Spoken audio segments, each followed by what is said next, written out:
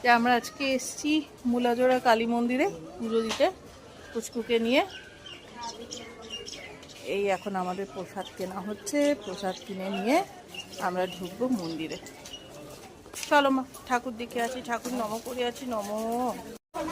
মুলাজোড়া কালী মন্দির ভীষণই জাগ্রত, বিশেষ করে আপনার পৌষ মাসে এখানে জোড়া মূলো দিয়ে পুজো দিয়ে যা মানসকামনা করা হয়, বলা হয় নাকি সেটা ফলিত হয়।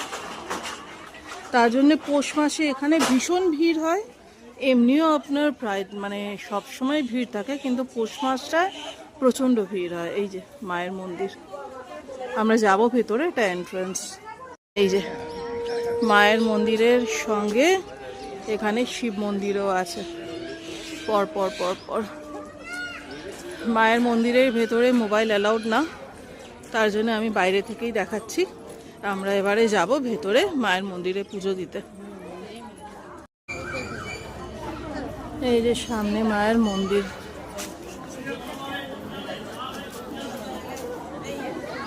মায়ের মন্দির খুব সুন্দর, এখানে প্রচুর বিয়ে হয়।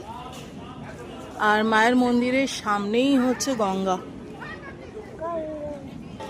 এই যে আমাদের পুজো দেওয়া হয়ে গেছে, পুজো দেওয়া শেষ।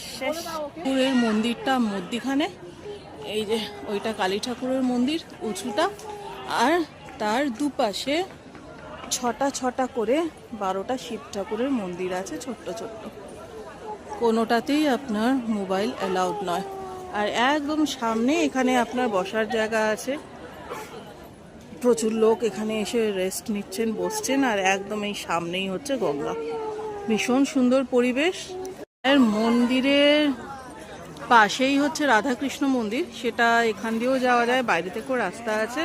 চলুন আপনাদের ঘুরে একবার দেখিয়ে দিই। শিব মন্দির আছে, তার সঙ্গে পাশেই আছে রাধাকৃষ্ণ মন্দির। মন্দির দেখুন, এখানে শিব বাবা, সাদা রঙের শ্বেত শিব ঠাকুর হচ্ছে, আর শিব মন্দির।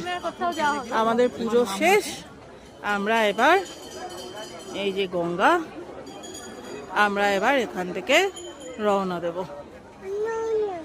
রওনা মা।